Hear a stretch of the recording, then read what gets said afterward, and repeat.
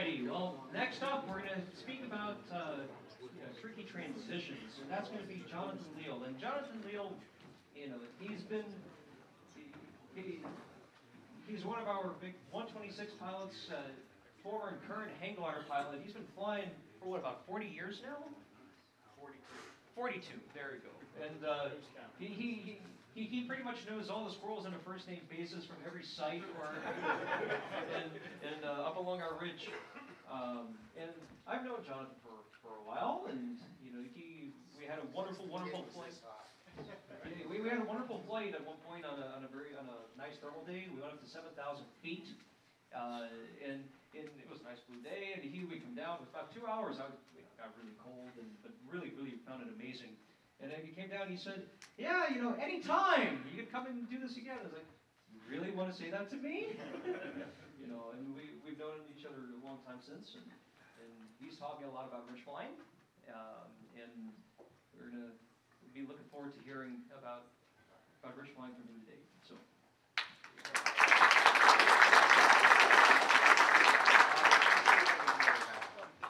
I'm going to turn it off. I'll put it here. Can everyone hear me okay? Yeah. All right. I'm known to be a loud talker. So, all right, what do I do? Advance. This is the Let me get my glasses on. light, and this advances it. All right, that's the pointer. Yep. Okay, and that goes. All right. I guess you see this. Watch the cable. So one of the bad things about this is I'm following Eric, who is a really experienced, advanced public speaker. So this is new to me, so bear with me. Whether fear or wisdom drives your decision is immaterial, for sometimes fear is wisdom. So that's okay, let's see where I point this. It's not advancing. We're not advanced. Oh, there we go. In keeping with title alliteration, tricky transitions. So that's the risky ridges. And I'm going the wrong way. All right. So this is the Delaware Water Gap. We're flying on the south side. I'm in 508 at the front, and there's Red with the kid. Daniel the Kid Sazin, and Gus Johnson in 008. And Randy Leggett took this picture. It took us a little while to get there and lined up so we could be in the picture. And as you notice, we're not too high over the ridge, I don't know, 300 feet or so. And that's about as high as we were getting. So that's just wanted to. All right, who am I?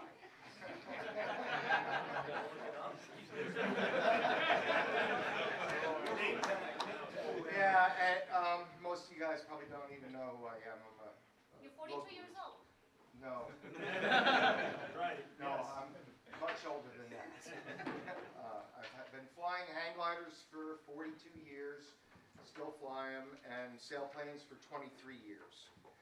I'm a regular East Coast ridge pilot, just a regular Joe ridge pilot. There's a lot of these guys are really advanced, and so that's I can relate to everyone. I fly to have fun, but have been very lucky to have some really long flights. Sometimes it's like I'm more of a floater than a racer, so I like to fly in the upper ridge bands. Oh yeah, this is Mount Washington.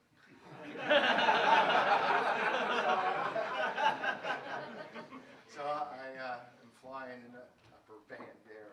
So you're not getting banged around, whack your head, see stars and that sort of thing. I mostly fly 126s, but I'll fly anything if I have to. So right. And I don't know why I was being coerced into giving this, but then I realized probably because I've blown more transitions than anyone I know. So yeah, has been picked out of fields a lot. and I fly for the joy of soaring. So sometimes my best flights have been where I've just gone out for a Sunday drive and the conditions are great and okay, let me move along here and then I can climb there and keep going. So fly for the fun of it, not for trying to, really hard break your records or, just for the fun of it. That's what soaring's all about, is fun. We do this for fun. So, all right, types of transitions. We have big gaps, little gaps, offset gaps, upwind jumps, downwind jumps, crosswind, strong wind, light wind, flat sections, wooded sections, off-angled sections, poor landing sections. Looks a little scary. I don't know if we're gonna, so one thing is safety in mind, keeping out, that sort of thing. So we'll go over some of these as we go through this. And let me just keep on my notes here. So, all right, let's just move ahead. So a general approach, what we're looking at is wind, terrain, and options. You want to, that's basically the three things we're keeping in mind. And wind is first, and strength and direction. So here we have this guy, and the direction is, oh, sorry, just wrong button there. I like the direction. No, it's the upper bend. It's the upper. There's a wind shear. There you go. There's a wind shear. Yes. So, question. So, what do you think is the most important thing that a ridge pilot should be aware of at all times? That's right. That's what I say. The wind is the most important thing. Of course, terrain. The wind affects everything. Terrain, where you're going to land, how you land, what field you choose, how you're going to approach the field, all that. That's really important. The wind is probably the most important thing here. So, yep. And it can and will change, just like everyone has said, the wind changes. So expect that. There we go. Yeah, this is how it's affected by terrain. As you can see, so this is basically from Blairstown up here by Millbrook down to Hawk Mountain. This is our local section. And as you can see, there's a lot of undulations and direction changes, just like everywhere. Bridges are like everywhere else, out by Knopf's and Mifflin and Carl's Place. So you got to be aware of the wind and how it's affected, how it affects the terrain.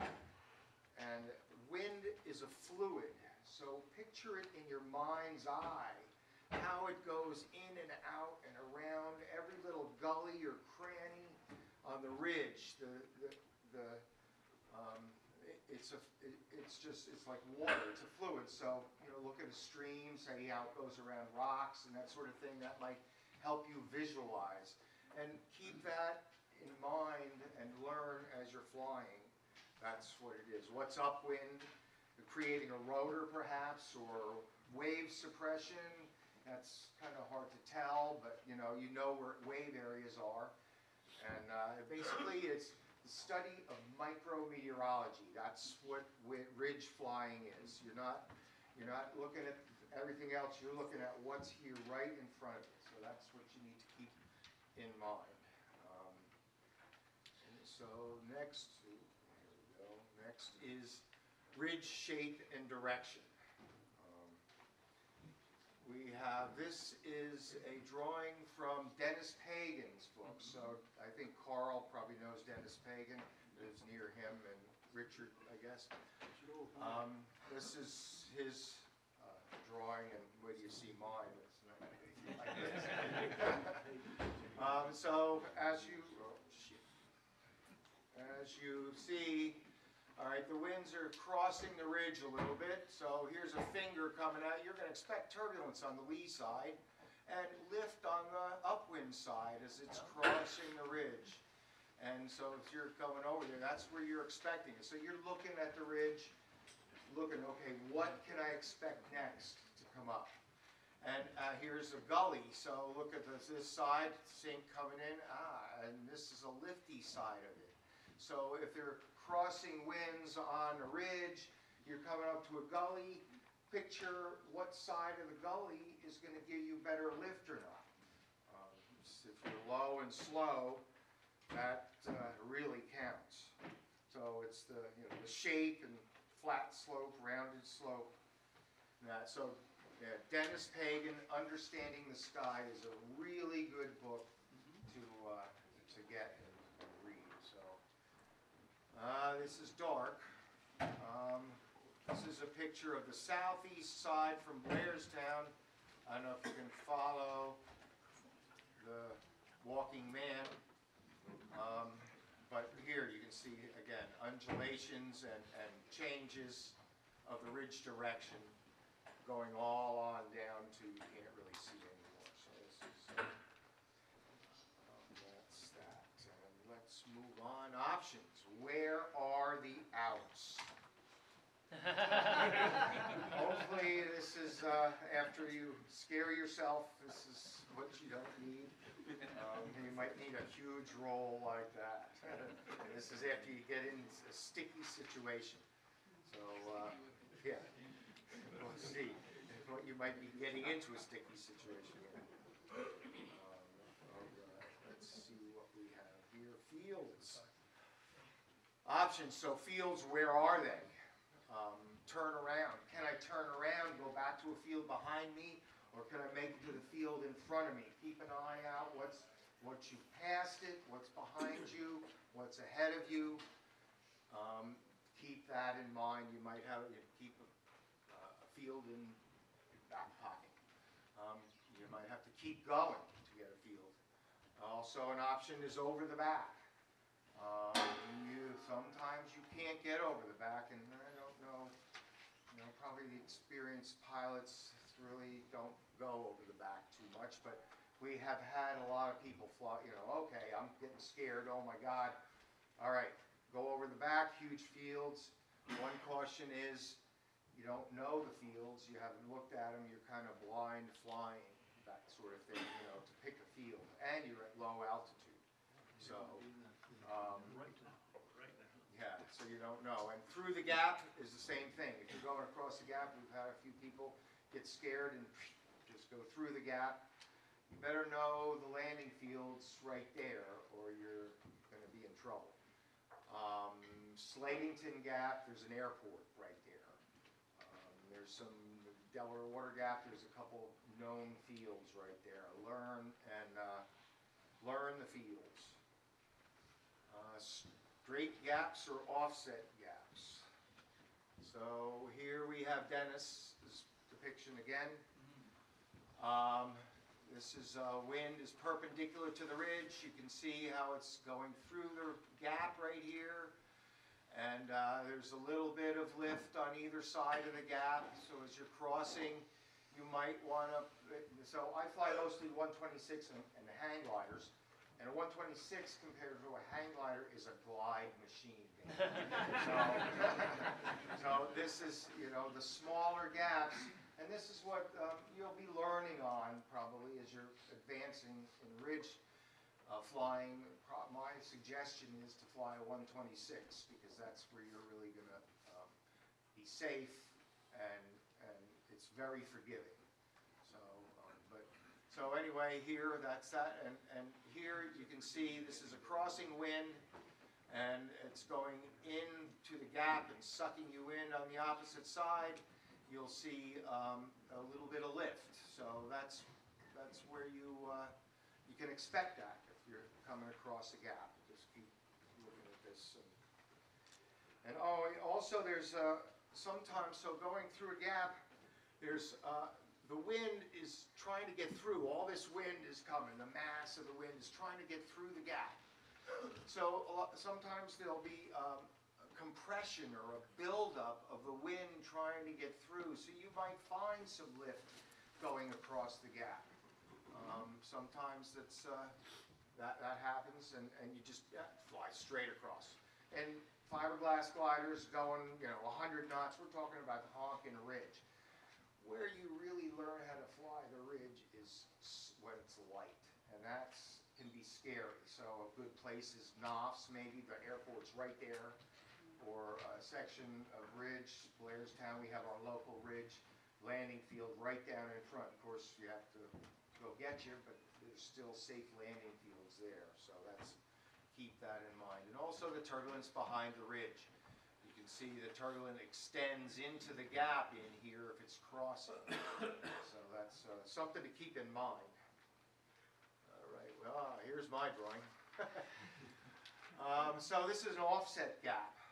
And as you can see, if you're coming from this direction, the wind is going to be pushing, you've got a tailwind, and you're going to try and get across. Oh my God, you're going right across the wind. Maybe you'll get a little bit of lift in here or not.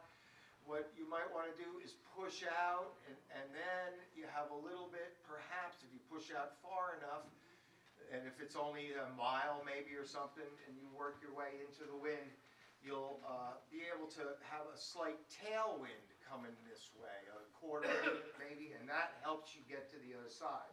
Of course, on the other side, look here, you're going to hit some nice ridge lift right there on the other side. Conversely, going this way, that might be the next picture. Oh, it is.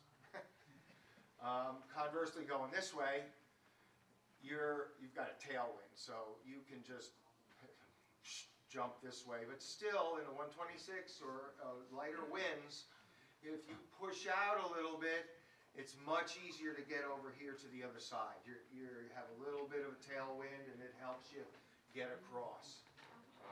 So that's Johnson, I think that's actually, what do you like? What would it be like to cross from, let's say, southwest to northeast now that the wind has changed? In this case. Yeah, right. So you're coming across, right. So now you've got a due headwind. You don't really want to fly straight into the wind here. It's a sinking feeling. Climb earlier. If you climb earlier, and again, if you push out, you don't have quite the severe headwind to get over to this side. And then, when you get to this side, of course, what's the wind doing? It's bending around the corner. Right. So as you're coming in here, you want to make sure you can try and get to the ridge a little further down, so that way it's better lift. And this is, of course, a pretty extreme crosswind. It's just for a demonstration, I guess. This is pretty dark, but actually it seems light right at the gap. So this is wind gap here on our local ridge, about, I don't know, what is it, about 20 miles, 15 to 18 miles from Blairstown. On the northwest side, you have all kinds of issues. On the southeast side, you can just fly straight across this in the 126 even, and not really an issue. You just go straight across. Still, to cheat a little bit, you might just push out just a little bit and then come across. If you're going fast and screaming, this is a non-issue in a fiberglass glider. These are, especially if the winds are honking, you just go right across. Where you learn a lot is in light wind conditions, trying to fly the ridge in light wind conditions. And there's a few things we'll talk about a little bit later. So coming down the ridge here, so Cherry Valley Landing is over here. There's an airport, Cherry Valley Airport. I think it's still on the map, on the charts, but it's now a horse field. It's off the charts. It's off the charts, they took it off, but it's still landable. You can still land there, it's open. So that's back here. And if you notice, this is the ridge we're flying. This part goes right up inside a high valley. So if you're coming across in the same situation as at the Delaware Water Gap, you're going across, there's a high valley up in here, and people have gone straight across thinking, ooh, I'm going good. Next thing you know, you can't turn around, the grounds come up, you're in deep doo-doo.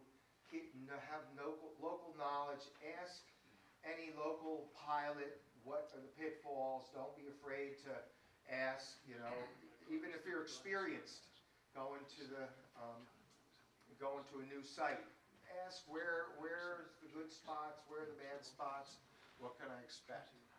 So here, coming this way, you can see this section right here is facing very north. Here, it's facing much more northwest.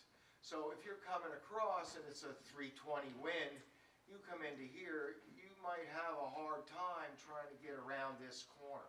Here, there's actually a big field here with a tree, one tree in the middle. Can I say target fixation? So I think Cookie's landed there. Yep, and so be aware of target fixation, but that's something else. I think Cookie might touch on that. And so coming this way, of course, see how steep this is? You're going to expect some good lift coming in across. Let's go the other way. All right, we're going here. Look at the ISO bars, contour lines. Yes, so look how far apart they are, and the ridge here is 1,000 feet at the top. It climbs much higher back in here, but this is a high valley. This is where you're trying to go. So I would come off of here, and this is typical of offsets everywhere, all up and down the ridge system that we have. So there's a lot of offsets. So you might want to try here, push out from here, get a little lift line or street or cloud, climb right here. If this right in here, I would expect perhaps a thermal to be kicking off or something. And so climb, push out, and now you can go across. Or if you go across, now where do you go here? It's shallow sloped. That's a hard call to make. And you go for the steepest section that you can make it to. And that's where you want to head for. So, but this can be a scary transition, and been stuck in 126s trying to get across, and sometime then finally you'll get some lift there and make it across. Sorry, move away here. Cookie, a couple people. Oh, Cookie. Yeah, a real conservative approach when you're headed northeast is to find a thermal where you pointed on the ridge there. And I go directly upwind. Push upwind, And I look for exactly the right. second thermal. Yes. Now, I got the field with one tree, so nothing to worry about. I can always come back to the ridge. But if I Right. catch that second thermal Then, out there, yes, it's almost downwind to that ridge. That's and right. I've got height to not catch the ridge at that low point. that's right. You get But up you in get into here that where it's deeper area, steeper. And Yes. if the crap hits the fan, you still got Cherry Valley. Still have Cherry Valley that you can make. But that's, a lot of guys are not that conservative. But Yes. you can be, as a beginner, you can take a conservative approach and two thermals to get across. Yeah, Right, You yes. can usually climb along that ridge when you're going there. till As see you're it. going in, you Yeah. can be climbing here. Slow up as you're coming to the offset. Climb, get into the upper band. That's I was stuck there for an hour and a half and landed. Yeah. I actually never landed here. I've been lucky enough to get through, so it's just. Where'd you land there at Cook? A 134 in the field with one tree, and I think I was in a 126 when I landed in Cherry Valley. Cherry Valley, right? All right, let's move on. We have lighter winds and stronger winds. Yeah. There's light winds. So, right. So one thing is, as the winds are getting lighter, and you have a landing field that's a little far, I guess I can make it. The ridge helps your LD as you're going along. So if you're going along and you stick, and the lighter it gets, the closer in you have to move to the ridge. If you move out away from the ridge, you're going to be down and landing. And I remember one time we had a pilot who's deceased, Mark. Bobby and he were on our ridge, and Bobby looks out, he sees Mark way out from the ridge, going back and forth to beat the band. and he goes out there, spoilers down, follow me on the radio. He brings them back to the ridge. Okay, follow me. Next thing he knows, he turns around and Mark is way out away from the ridge. He's trying to make it work. Ridge flying is terrain flying. You're flying very close to the ridge all the time, so you've got to be careful what you're doing. And that's something, so if you're not used to flying close to the terrain, your tendency is to get the hell away from the terrain. So you want to be in close and tight. Of course, the stronger winds, you're screaming along, in a 126, okay, it's 80, 85 in fiberglass, 100 knots or better. So, and then but a light winds are where you're going to learn how to really fly the ridge, and that's how you gain experience. And you'll get that as you advance going along. So yeah, the lighter the wind, and here's Dennis. So the stronger winds will have a lot. Oh shit! No, that's okay. We'll have a higher lift band. You'll be up higher in the lift band. As you get lighter, the lift band is going to be a lot lower in here. Let's just go back one. And so yeah, they've talked about this previously. A bench here, so right here you're going to see this is where you're going to want to be flying. This is much flatter slope. As you get closer to a flat slope and the winds are more horizontal. Up top here, the winds go horizontal up over the ridge. And you don't want to be flying over the ridge here, as has been mentioned, Eric, I guess, and everybody. Whoever before, you want to be flying out in front, out in here. You think you're flying on the ridge and you're up here, you're not in a good spot. You want to be out in front of the ridge, not on top of it. So that's, so the stronger, higher you go. The flatter sections, more laminar. The winds are a little more laminar. So the component of lift is a lot less.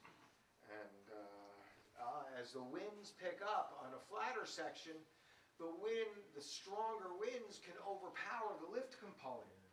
And so next thing you know, you're flying along and you're sinking down and the wind's blowing, but that's because the winds can overtake, and stronger winds can overtake the lift in a shallow sloped ridge. And so that's something to keep aware of. And as mentioned before, if the wind starts to slacken, try to notice it early. If you're noticing 190 in fiberglass or in 126, 80, 70, I'm keeping the name, but you're not noticing, you're pulling back on the stick a little bit, you're just staying with the ridge. You're looking outside, okay. Your airspeed is dropping. Try and notice that the wind is dying or slackening, getting lighter as you moving along. Keep aware of what the wind's doing at all times. You'll hear the guys flying the ridges on the radio. What do you have for wind? What's your wind say? It's 2 or 330 at 20 knots. Oh, that's not where I am. Yeah, right. So keep aware of what the wind is doing. Try and notice early. And when it's light winds, there's a saying, hang gliding, scratcheroony, low and slow, where everything you do counts. So if you're scratching, everything you do counts. So you got to pay attention to the airspeed. Make sure you're not flying suddenly the glider's shuddering. Uh-oh, what am I doing here? So that's keep an eye on that. So a little story here for light winds, and this is a point that Bobby mentioned I want to bring up. And so one day, Gus, Chip, and I were on the northwest side of our ridge, local ridge, and it got light. And Bobby's, he has much better sink rate in his his LS3 than our 126s, so he's up watching us from several hundred feet while we sank down right to the top of the ridge. And we're beating back and forth, the three of us in a quarter of a mile section. And so dog boning is one thing where you, or dog bone, or figure eight is the proper term, is you want to, figure eighting, you're doing that right in one spot. But if you do that in one spot, it might be too small to sustain you. So what we were doing was flying from one gully where the wind collects and goes up to another gully. And so we were going one gully, okay, we'd make a turn in the lift and then fly straight up. This guy's not doing well. The ridge, you pass on the right is the ridge rule. So sometimes the guy over, we were being very courteous. Okay, he's lower. I'll move out for you, don't worry. I just got a good bump in mine. But anyway, back and forth from one gully to another, which could be a quarter of a mile apart. And that's how you're going to be able to stay up. And we thought we were going to be three of us in the model airplane field, 1, 2, 3. It ended up working out that we all climbed out and could go home. And Bobby was like, oh yeah, good thing. I thought I was going to have to come get you.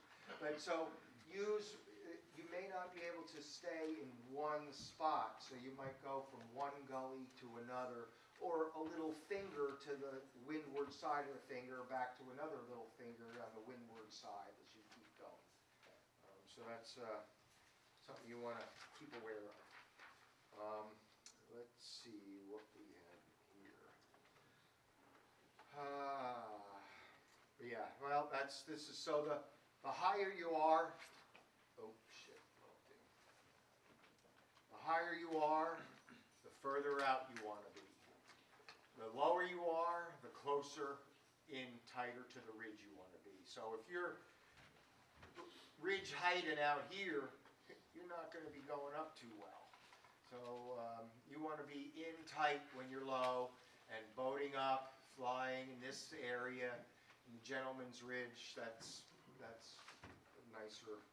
But if you want to make time, you've got to go fast. And if you're looking to do a flight or have a goal, that's something you want to keep in mind. Yeah, don't go over top of the ridge, as I mentioned before. And that's about that. So we have flat sections, wooded sections, and poor landing options. They're wooded sections, I guess, and poor landing options, that's kind of a similar thing. Let's see if this comes out. Yeah, right. This is Randy Leggett in his 136. We're on the southeast side again, looking across to the gap. If you can see across on the New Jersey side, there's all sea of trees. And right here, there's a landing you can see just barely. So we're not too high over the ridge. We're just playing around and getting some pictures, a couple hundred feet, light wind, southeast, smooth as glass. But crossing the ridge, you cross in, you get in tight and keep going. If you're starting a sinking feeling, you stick tight to the ridge, you can get out here where you have closer options to get to a landing field. And actually, there is a field right at the bottom out in there that I've been in where I couldn't make it out to landing fields. I couldn't see the airport, which happens to be an airport right in here, blocked by the trees. I didn't want to just go out and see it. I ended up right in Tilps Field there, no, Moran's Field. Tilps is the airport. So let's go. Can you land the Grove in that little airport there? It looks pretty tight. At Tilps, That's yes, what I it's figured. kind of a one-direction field. So if it's coming anywhere out of the southwest, you're going to be landing downwind uphill, or the west type of thing, or southwest, or south even. It's a one-way. And if you're on the ridge top, just at the crest of the ridge, you can't see the field. You can't see, it's blocked by trees. So pushing out, you might push out over here, and oh, it's over there, and I can't get there now. So that's, but Moran's is at the bottom, and that's, would be, it's tight, it's, it's a tight field, but you can get in 126. I don't think you could get a groove in that field. A grove, not in Moran's, no. Yeah, but Tilps, yes. What do we have here? So options, some more options over the back. We talked about that. Yes, but the back can be, it can be a wide section of ridge. So you may not be able to get over the back at all. So that's options out. And then you don't know, you're going in blind, you have rotor and sinking air on the lee side of the ridge. So there's some issues with that. But people do that, and you can do it. If you're a floater, you're a little higher. Oh, I get scared. Okay, I can go over the back. I've never gone over the back unless I'm thermaling out. So that's. What else do we have here? Yeah, go back. Slow up. Yes. So if you slow up, you have more options. You can glide a little further. That sort of thing. And yeah, so ridge flying is you have to have faith and believe that the ridge is working. And it's really, to fly a ridge is a religion. So you have faith and belief. It's kind of a religion. What's that? Yes. Faith and religion is when it stops working. Yeah, well, that's where you promise God you'll never drink to excess or whatever other vice you might have. And then, after you're out of it, oh, God, I was only kidding. I'm sorry. Celebrate like this. Yeah, all right. All right, let's see what large transitions of several mile transitions. So we have a good many of those.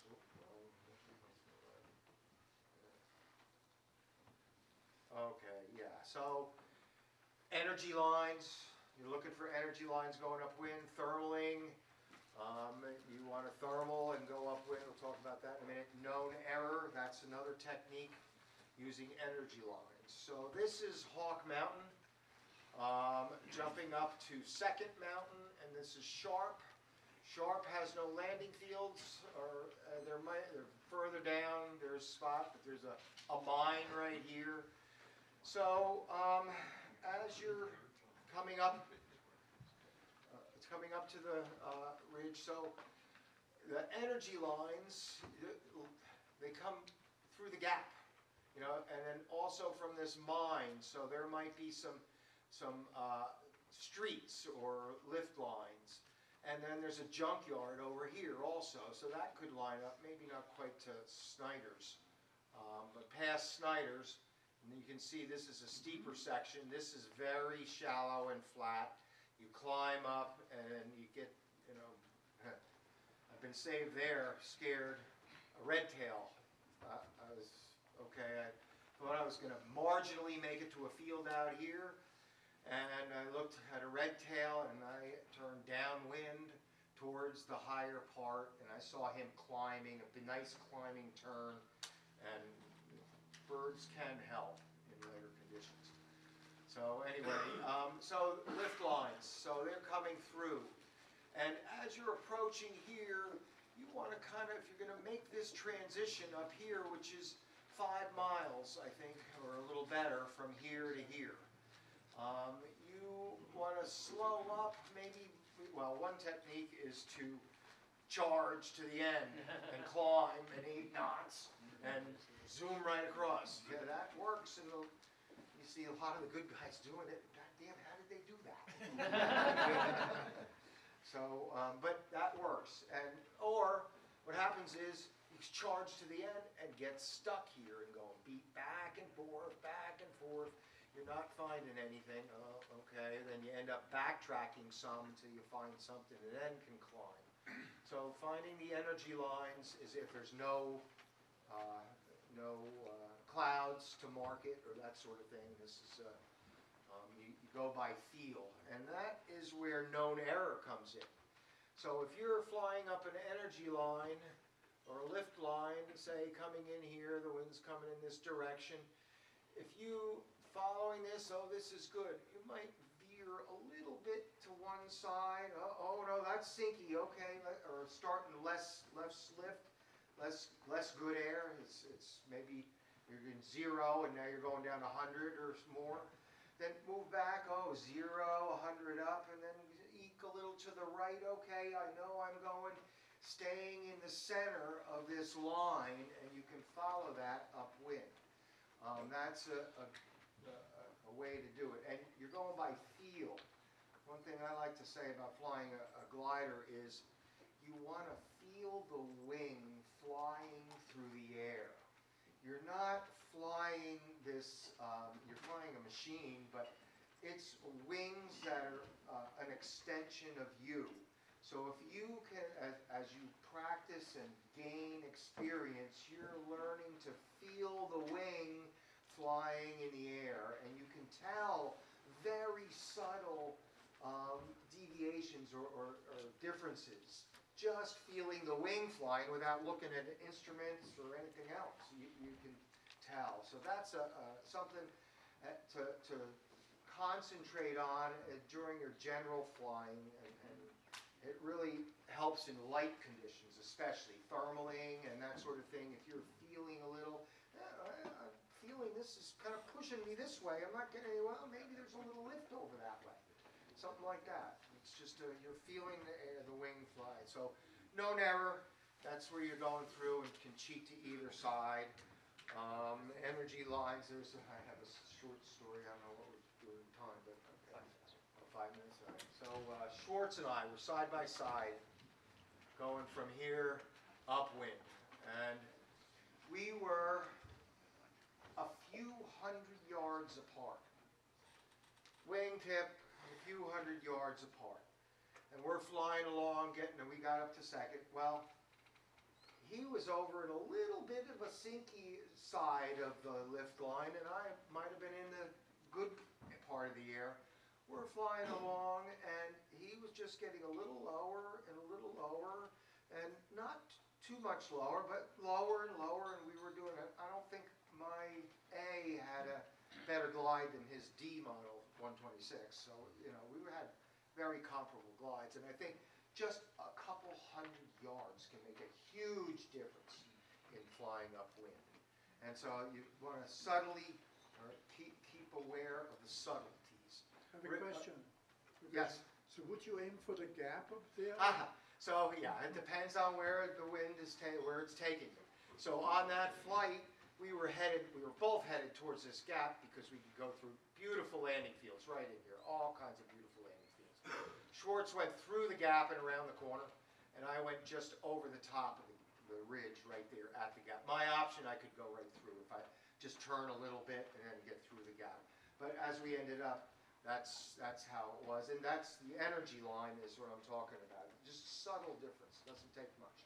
I want to make a point to that effect, and that about 10 years ago, I went and I looked up, I said, I wonder how high you would have to be at Hawk given the polar of the glider and given the wind. So I looked at Schwartz's logs and said, he goes upwind with 30 miles an hour out there. So I took out the polar, and I looked up the distance, and I said, make it from 7,000 feet. and I look at him, and he's leaving at 3,500 feet. And so right. It's just to understand that when you're going and doing this kind of stuff, you're essentially getting 3,500 feet of energy going into the wind. And that is what makes, and we care a lot about this in 126s because that's the only way you can go into a 30-mile-an-hour headwind. Right, following the lines. So that's all right. What do we have next? I'm sorry, I'm new at this, so. You're doing a great job. Let's just move along. All right, I don't know what the hell, why I had this, but I do know. So this is a bigger gap. Let's say a crosswind gap, Altoona, Bedford, up by there, where you're going, do a crosswind. if you're flying crosswind and the wind's coming like this, okay, the thermals are looking like this as you're aiming at them, trying to find a lift to get across. You might take a thermal or two to get across, or you get good air and you fly straight across. If you try and hit this thermal from flying this direction, it's easy to miss. You're going to miss it over here, you might be a little bit higher, miss it here. This column is really hard to hit, approaching it from the side. So if you see a cloud and you might just cheat a little bit, downwind, now you approach it head on.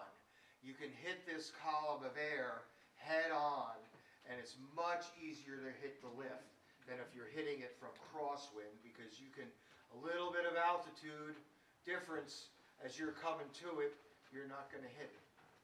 And so that's something you might want to keep in mind if you're going across a larger gap like Bedford or Altoona. Some of these smaller gaps that we're talking about, Wind Gap or Local Ridge, it's not so important, but it can be. All right, let's climbing off the ridge. Yeehaw! All right, here's a picture I took from. This is the Blue Mountain ski area, and looking northeast, and you can see this is a a section of ridge that faces very north up towards the end up here by Wind Gap. You might get a little more southwest section, and it goes in here. Just look at the landing options up in there. Not too many, to none. So know that the ridge is working. Get down on the trees, fly along, no problem. It's been blowing. This is a good picture. You can see the streeting. You can see I climbed up here actually just before this. I'm not sure why the direction of the ridge by the kid calls it the surface of the moon. And it's where there's a zinc smelting plant for many years down below. And all the vegetation is dead. It's denuded on the side. They've spread all kinds of effluents on the ridge, and it's like, oh man, it's just not growing. But anyway, it's sinky in there, both sides. I don't know why, but it tends to be sinky. It's a good shape. Could be something upwind. So I climbed here, and I'm halfway up to cloud base. Okay, I'm just going to float along, no problem. Actually, this day I'm sure I just floated along. I like to float. Look at the scenery, see the hawks. You see migrating birds at cloud base. It's just a wonderful thing. So Eric and a couple others talked about thermaling off the ridge and climbing off the ridge. So you always search upwind for the ridge. When you make your first turns, figure eight, and figure eight is stationary on the ridge. You're not going down over the ridge. You can't allow yourself to get blown back or you're screwed. You go upwind, figure eighting, you're just trying to climb off the ridge. And if you S-turns, so S-turning can be, some people call it S-turns, and what ends up happening is you S-turn right up away from the ridge, out of the lift if you're low. So stationary figure eights are what's important. S-turning can happen, or dog boning as it's called, and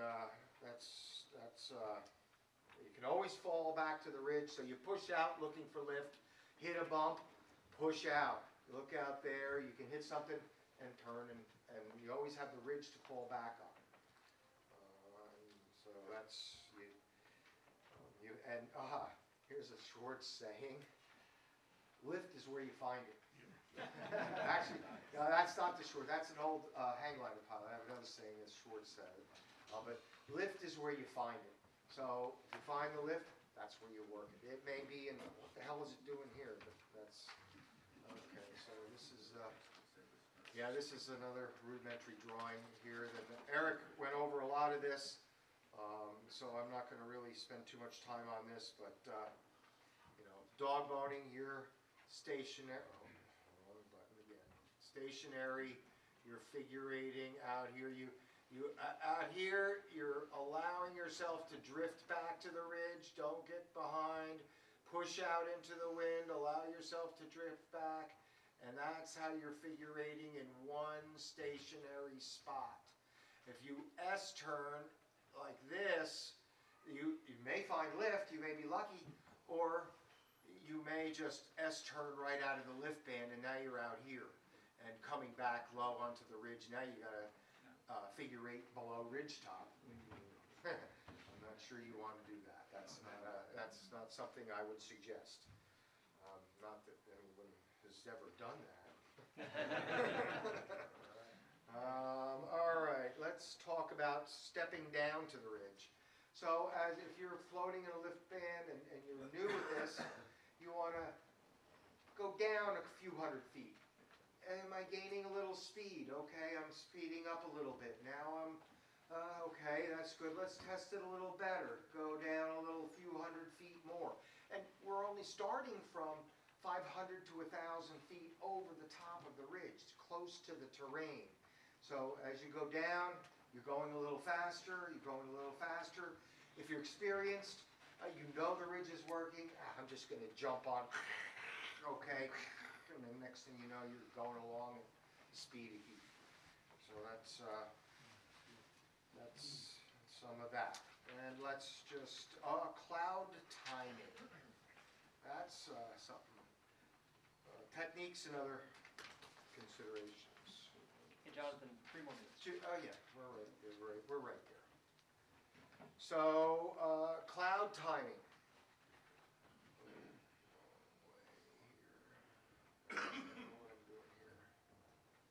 Yeah, okay, float up, charge to the end, we went over that, straight across, push up wind a little bit. Okay, here we go.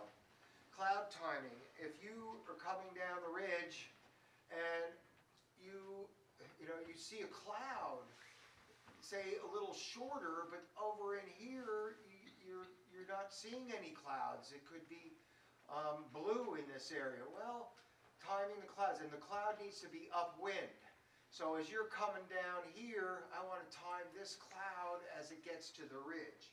So you're looking at the clouds upwind of a jump and see if you can time that cloud as it gets there. And you might have to adjust where you stop and climb to where's optimal to make it across. So that's something. And angled streets. So on a ridge flying, if the wind is blowing at an angle, the section between the streets is much greater than if it's perpendicular. Say the streets are 3 to 5 miles apart. You go straight across, okay, 3 miles, 5 miles, no big deal. If it's angled, you might be looking at 7 miles across a blue section in between streets. And that's where the sinking air is. So as you're looking at it, be aware if you're flying on the ridge down low and you look there, you could get a soft spot as you're going in between that. And so, let's see, let's just move on, yeah.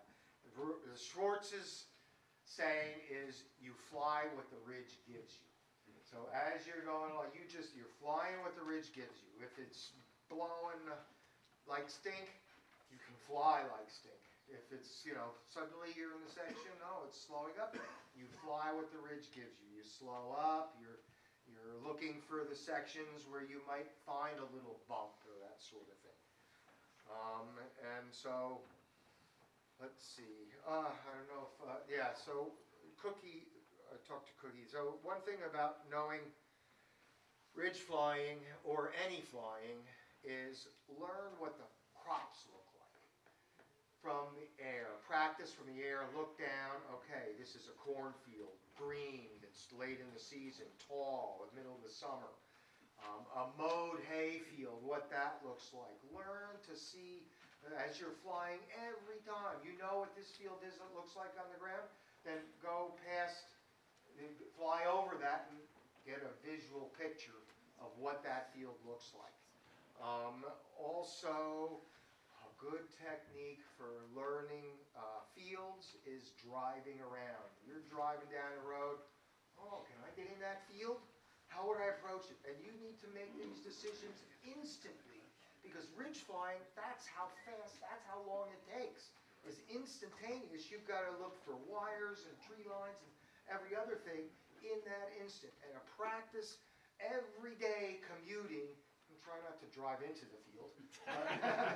Check the field out and look what it is, the slope, the terrain, the surroundings. Can I get in? How I would approach it, that sort of thing. And let's just see, this is, yeah, that's, I'm not going to tell this story. I don't know, this is where Schwartz smoked me. This is at the water gap. There actually is a little, at the water gap, you can't see anything in this picture, but there's a little inclined plane. Bobby says, as you come, there's always by lift making the jump at the water gap. Well, there's an inclined plane, a feature that I noticed, happened to notice, and sure enough, you climb in here, you can just fly right up that and then make it around the corner right there. And this is my last picture. This is what happens when you blow a transition. And this is what, even before you get to the transition. This is an epic fail that the flight I was trying, and Eric and Bobby called me and were making fun of me. I deserve it. So this is what happens if you blow a transition. You pick a good field and you're on the trail of development. So that's the end. Thanks a million.